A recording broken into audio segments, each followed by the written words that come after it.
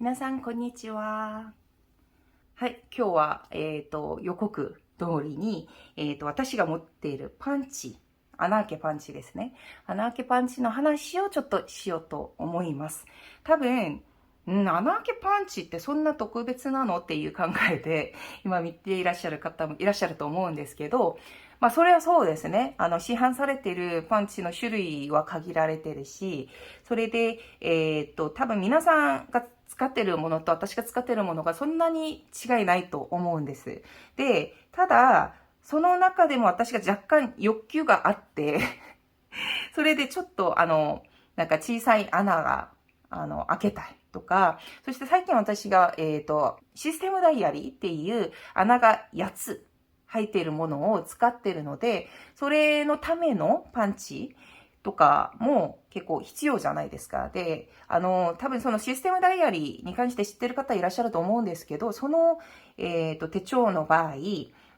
昔、バインデスからでも同じ企画が出てて、そこから出てるパンチがあったんですよ。穴開けパンチ。だから、8つを開けてくれるものあったんですけど、それが、今は多分バインデスからでも、生産終了になっているし、なので、当然、穴開けパンチもそうなんですね。私多分システムダイアリーっていう自体が結構そんなに頻繁にいろんなリフィールとかなんかそういう、私たちがシステムダイアリー、システム手帳を使ってる、そのようにめちゃくちゃ生産をいっぱいやってたりするケースじゃないと思うんですよ。なので、穴あけパンチまでは提供しないんじゃないかなと正直思うんですね。なんですが、以前の動画で紹介したように私の場合、結構いろんな、リフィールを自分で切ったり穴開けたりしてても用意してたりするじゃないですか。そういうのが好きな人でもあるので、やっぱりちょっとパンチが大事になってくるんですよ。なので、そういうこと含めて、ちょっと今日は私が使ってる穴あけパンチ、そして私が望んでた穴あけパンチをどうやって使ってるのかに関してちょっとご紹介したいと思います。はい。で今、バーッとこう並んでるものが多分大体家で使ってるものであって、ですね、これ以外にもあります。はい。あるんですけど、まあ、これが一番代表だと思いますね。で、見てると多分皆さんそう考えるかもしれないです。こんなにいるのっていう。そうです。こんなにいらないですね。はい。正直こんなにいらないんですけど、多分、ずっとそういう、なんていうか、こうでも作ってみる、こうやってやってみるっていうところで、だんだんこう試行錯誤してる中でちょっと増えてる部分もあるので、そこはちょっと理解してください。はい。そして、この子なんですけど、まあ、よくオープン工業で作ってる製品なんですけど、この子は実際は多分私、研究室、だから、会社に置いて使ってるものを、ちょっと動画撮るためにわざわざ持ってきてるんですけど、はい。で、その分多分、この子と、この子、カールから出てる、この子一番多分使ってる頻度は高いと思います。この子は多分前の作業動画、だからリフィールを作る作業動画でも登場したので、私がどうやって使ってるのかがそのまま載ってると思うので、そこに気になる方はご参考してください。はい。ということで、多分一番一般的なのはこれだと思うんですね。ちょっと、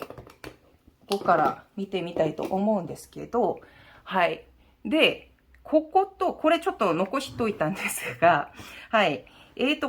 ものは多分一発で6個の穴を一気で、開けてくれる、そういうパンチなんですね。で、このオープン工業のものがいい理由は何かとすると、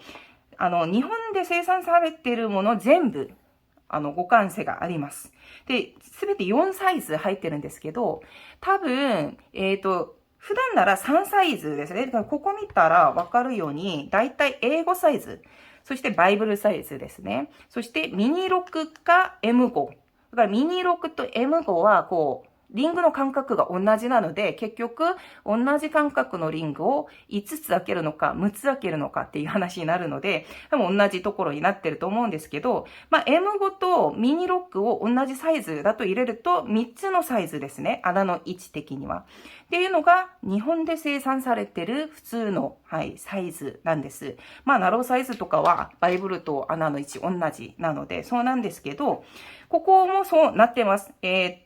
こういう風にリングの位置をこう変えながら、こう使うっていうことができるっていうことなんですけど、で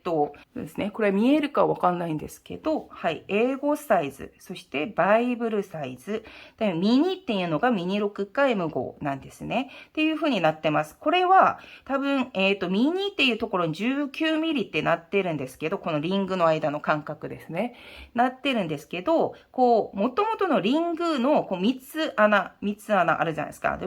穴のこう間の間隔で19ミリなので、多分ミニロックがすべてのリングの間隔が等間隔っていうことです。はい。っていうこと。そして、バイブルが51。そして、英語が70。で、7センチっていうことですね。の間の間隔があります。で、なんですが、オープン工業の場合、もう一つのサイズがあって、真ん中に38ミリっていう書いているものがあります。はい。で、数字から皆さん気づいたかもしれないんですけど、38ミリだとすると19の2倍なんですね。なので、ここの真ん中にリングがもう1個あったら、等間隔のリングが7つ並んでいるものと同じです。はい。ということで、多分、これが日本の中での低サイズではないですが、フランクリン・フランナのポケットサイズがこの38ミリになります。はい。なので、多分、ポケットサイズを使っている方、このバインダーを持っている方は、そこに、M6 サイズの、リピルを入れても互換性があります。もう挟めることはできます。もちろん、リング1個残ると思うんですけど、感覚的には合ってるということですね。なので、38ミリが日本では正式的な、サイズとしてはなってないんですが、フランクリン・フランナのポケットサイズには互換性がある。っていうことなんですね。そして、海外だと A6 サイズ、A6 サイズから、日本とすると文庫本サイズが A6 サイズなんですね。だから英語サイズの半分のサイズなんですけど、A6 サイズのバインダーとかサイズがあるんですよ。はい。なので、そのバインダーを使うときにはこの38ミリ。そして、フランクリン・フランナのポケットサイズっていうことなんですね。っていうことは、フランクリン・フランナのポケットサイズを使ってるんですけど、私はフランクリン・フランナじゃないバインダー使いたいっていう人いるじゃないですか。日本の中ではその対案がないわけなんですよ。なんですが、その場合、ちょっと横幅が広くはなるとは思うんですが、海外で販売している A6 サイズのバインダー。で、A6 サイズのバインダーを見ながら、そのリングの間のサイズが38だったりすると、これは、フランクリン・フランナーの、ポケットサイズと互換性があるバインダーって考えてもいいと思います。多分、日本の中で一番皆さんが購入して使っているバインダーがモータムじゃないかなと思います。たまにモータムの A6 サイズと、バイブルサイズ間違ってて購入される方もいらっしゃると思うんですけど、A6 になってるのはバイブルサイズじゃないです。その時に必ずリングの間隔を確認してから、じゃあ38ミリになってるんだとすると、フランクリン・フランナーのポケットサイズに互換性があるバインダーなんだっていう風に考えればいいかなと思います。はい。で、そのように4つのサイズが開けれる、そういうものなんですが、これは私研究室でよく今でも使ってるんですけど、ちょっと不満があるところは一つだけです。ガイド線があるんですけど、各サイズ。そして真ん中にもガイド線があるんですが、ですね、人間ってこうやって合わせて入れると、位置によって、こうやって取るじゃないですか。位置によってちょっと誤差があるんですよ。なんで、ちょっとなんか入れて、見た目で調節するっていうのは結構ずれる可能性もあるんですね。もちろん、少しだけずれます。なんですが、なんかちょっとガイドがあった方がいいっていうものだけ若干不満なんですが、こういう種類、オープン工業じゃなくても他のところにも結構いっぱい出てると思うんですが、たまに多分こういうところにガイドのところがペタッと出たり、そういうものもあるので、もしそれが私みたいに不満な方は、そういう製品、だからそういう機能がついてる製品を、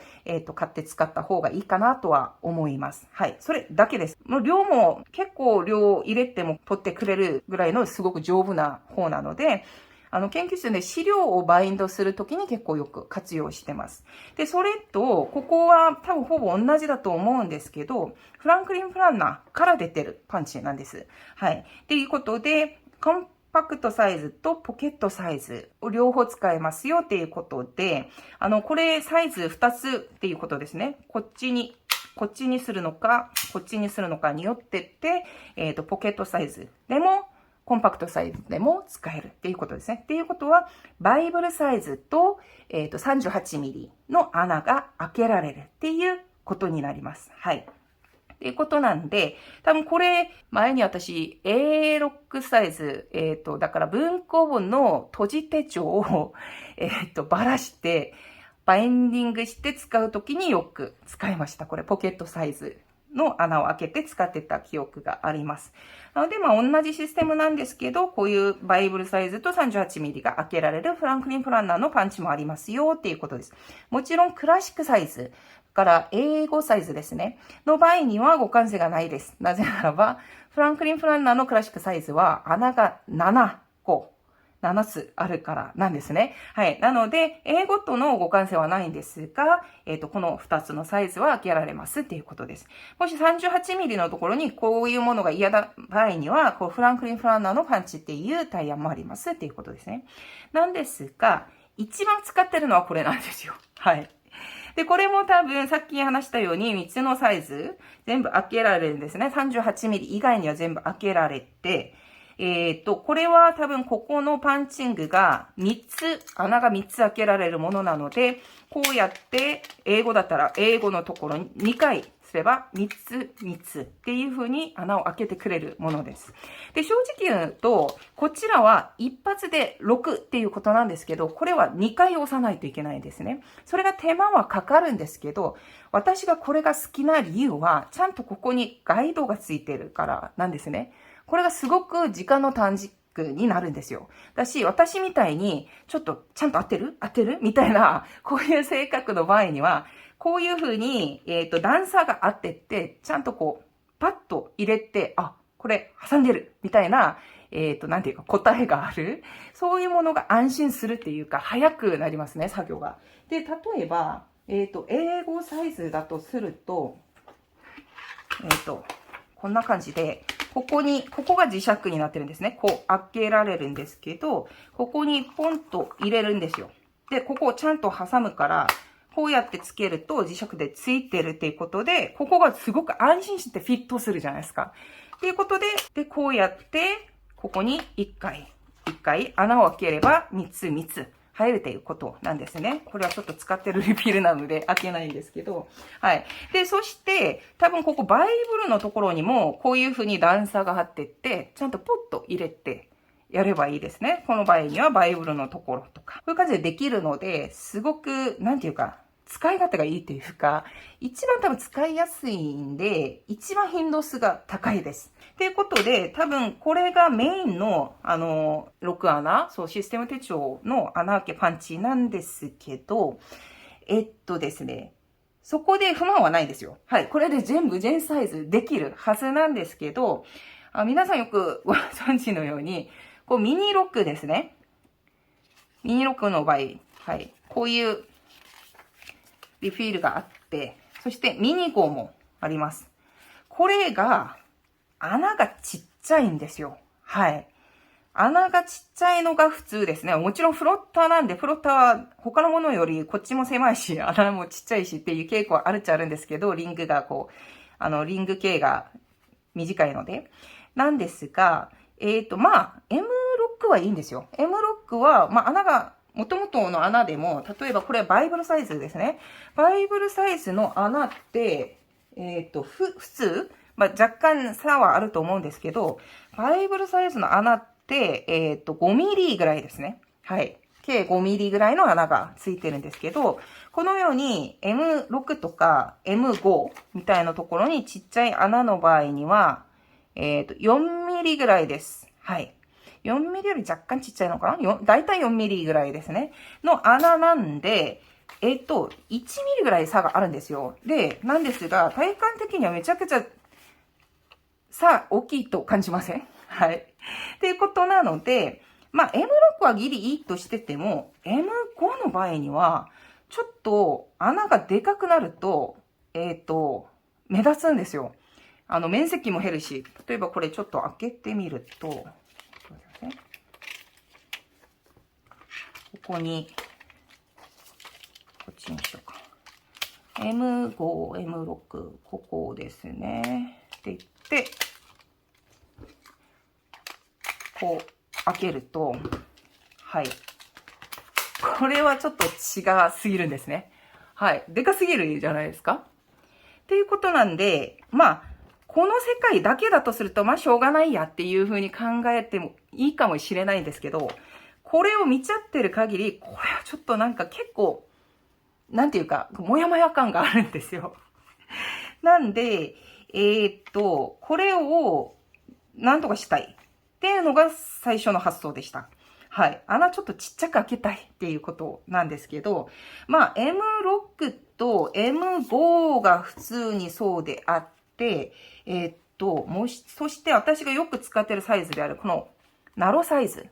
の場合にも穴がちっちゃいんですよ。実際は。はい。まあなんですけど、まあナロサイズは穴大きくてもいいっていう、まあ最低限そう考えてるんですが、M5 もまあいいや。なんですけど、M6 はまあいいやっていうことで、でも M5 はちょっと、ずっと気になったんですね。で、一時期私が M5 をほぼメインでじゃなくて M5 の使う頻度がすごく高かった時期に、これがどうしてもちょっとちっちゃい穴にしたいっていう気持ちでいろいろ工夫をしたんですね。ちっちゃい穴っていうのは正直あるんですよ。これですけど、アシュフォードから出てるマイクロ5とミニ6っていうパンチが、ちょうどこのような穴の大きさになります。はい。で、私が知ってる限り、6穴、そして5つの穴が開けるちっちゃいサイズの穴開けパンチは、これしかないですね。もし、私が知らないものを知ってる方いらっしゃったら、もうぜひ教えてください。はい。っていうことで、M5 を買ってたんですよ、結局。まあ、その後また M6 も買ったんですけど、ですね、結果物としては文句ありません。すごく綺麗にちっちゃい穴がそのまま取れるんです。しかも、ここにちゃんとガイドがあってて、下にこうやってフィットさせて取るっていうことで全然問題ないんですが、これを簡単におすすめできない理由もあって、まずは多分皆さんもご存知だと思うんですけど、これ結構高いんですよ。はい。普通のこういう穴開けパンチより2、3倍ぐらいは高いので、普段まあ6000円ぐらいするんですね。はい。なんで、これに6000円っていうのもあるんですね。もちろん私は買ったんですけど、そういうのもあって、まあそれでも6000円でも、まあちゃんと機能すればそこは投資できるっていう感じだったので買ったんですけど、正直。でも、この様子見たらスースー皆さん感じてるかもしれないんですけど、これ、こんな高いものなのに、よく故障しますね。はい。結構構造が弱いんですよ。まあよく使ってるんですけど、これ見えるかわかんないんですけど、見えるんですかね。ここに間見ると、ここ一番上のところがポンと降りています。パンチが、まあだから今挟むと、ここは入るんですけど、ここから入んないんですよ。これが、ギリギリもう入れて、それでまた取るとしてても、パンチングした後から、これが1個が上がらないんで、出せないんですね。だから、だんだんストレスが溜まったわけなんですよ。こんな値段で、こんな早く壊れるっていう感じもしてて、ここは正直ここ結局分解して構造をちょっと見て、ここ上のホームにこうやってかかってたんだっていうものが分かったんですね。で、そのホーム自体が結構こうすり減ってって、穴部分が大きくなって、ポンと落ちちゃう。これをちゃんとこう引っ張れずに落ちちゃうっていう構造になってったんですよ。だからこれはどうしても直せない。何回かちょっとそこになんかちょっとぐるぐる接着剤とかこれで埋めたりいろいろちょっと試みてたんですけど、なかなか難しいんですね。だからこういう状態なんですけど、でもたまにまた修理して使えたりするから、こういう状態にはなってるんですが、で、それで M6 のを後に買ったので、その時すごく注意して気をつけて使ってたんですけど、同じ現象起きてます。はい。これが私が知らなかったら自分の不注意だけだと思うんですけど、分解してみたら、そこからこう、なんていうか、あれが広がって、ホームからもう落ちちゃうぐらいだとすると、この材質自体が結構弱い、使い続けると弱いということなんで、これは多分構造的にそこがなんかこう、広がらない。そういう強い素材じゃないとどうせ無理なんだなっていう結論になりましたね。はい。なんでこれが一番、まあ、好きなんだけど、壊れやすいから、心が痛い。そういうパンチではあります。はい。でもその部分が丈夫にちょっとなんか補修されれば、本当に文句ない、そういうものなんですね。実際そもそも多分1枚とか2枚ぐらいだけで使ってくださいっていう注意書きが書いてあるので、まあ、そもそもそんなに丈夫な形のものではないっていうのはもう認識はしてるんですけど、まあ、とにかくそうなので、これはなかなか、おすすめまではできないのかなっていう個人的な意見です。はい。もし私の使い方が悪かったかもしれないんですけど、だとしたら、まあ私のような荒い使い方、だとすると向いてないっていうことも明らかなので、多分これはちょっとおすすめまでは無理かなと思います。で、だとすると、ちょっとまた対案がなくなってしまったっていうことなんですけど、その中で、まあ M6 と M5 は、まあリフィルいっぱいあるから、まあ大丈夫かっていう風なところで、私が、最近使ってるのがこれじゃないですか。穴が8つ。開けられてるシステムダイアリーっていう製品を使ってるので、まあ、多分以前の動画で皆さんにご紹介したように、リフィルをもうすでにいっぱい作っておきました。はい。のように、これを、ですね、規格通りのパンチが存在しないところで、穴を開けないといけないんですけど、これもちっちゃい穴ですね。で、これこそ8つ、8も入っているから、さっきのような大きい5ミリぐらいの穴だとすると、これちょっとなんかこう、干渉するっていうかもう、間が開けちゃいそうな、その不安もあるんですよね。なので、これは本当にちっちゃい、穴開けパンチいるなと思います。はい、思いました。で、そうなんですけど、だとするとこれは6穴パンチでは無理だから、これだとすると、じゃあ、1個ずつ開けられるものを、まあ、やるしかないっていうことだと思って、じゃあさっき見たように、一つだけ開けられる穴、パンチだとすると、代表的にこれですね。カールから出てる、これなんですけど、まあ、3ミリ、5.5、7ミリあります。じゃあ、今回の場合、7ミリはちょっと論外ですね。はい、7ミリは手帳の穴としてはあまりにもちょっと大きいので、除いといて、じゃあ、この2つがあるんですが、3ミリで穴を開けて使ってる方も正直います。いらっしゃいます。見たことありますね。なんですけど、私の場合には、これちょっと試してみたんですけど、3ミリはちょっと私的にはきつかったんですね。ちょっとカクカクしてる感じがしてて、だとするとこれしかないんですよ。5.5。5.5 だとすると、さっきの、バイブル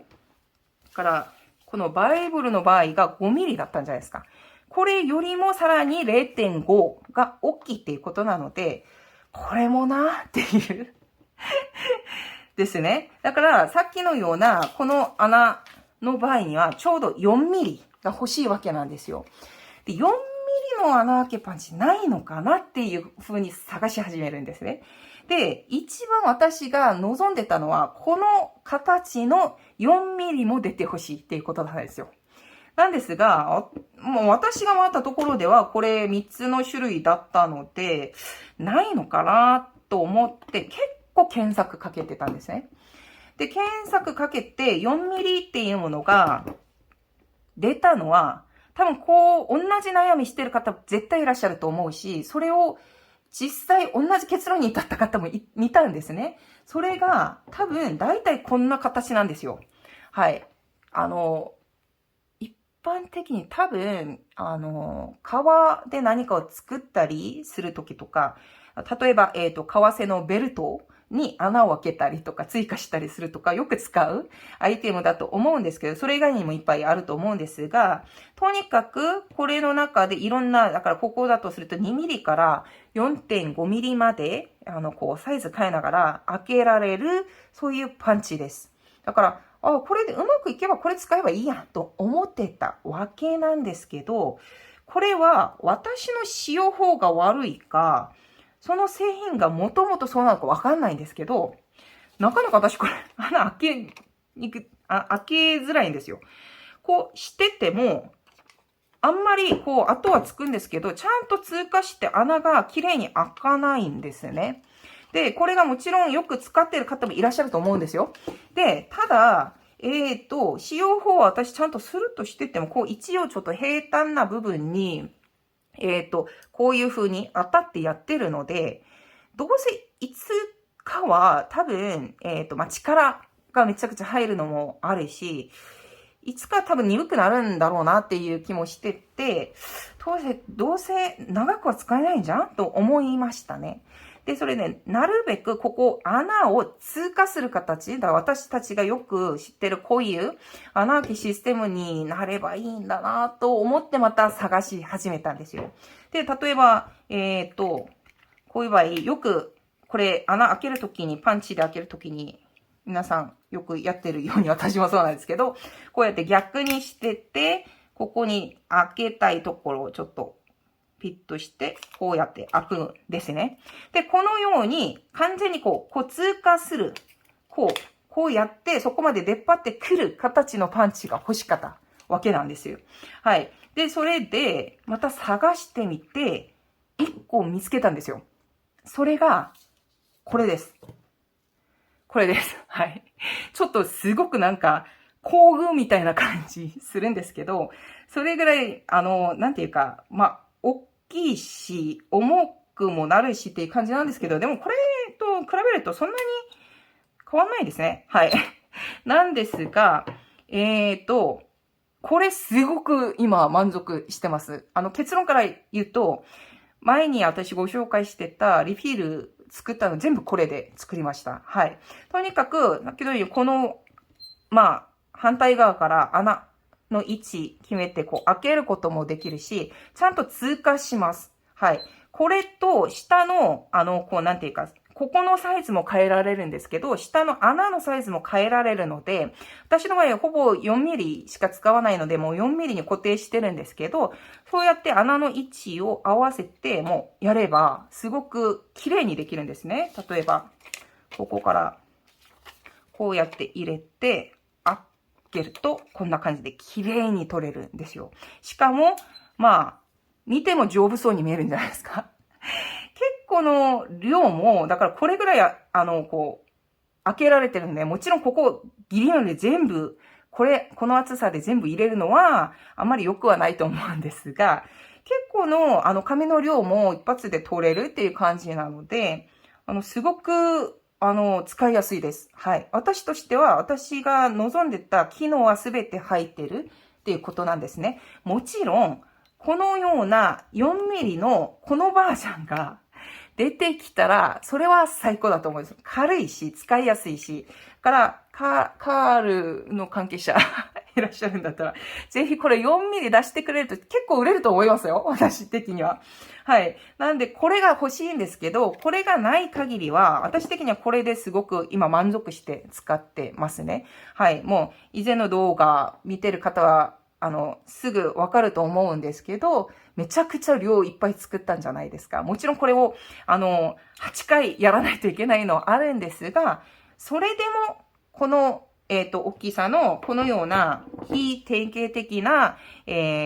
サイズでも、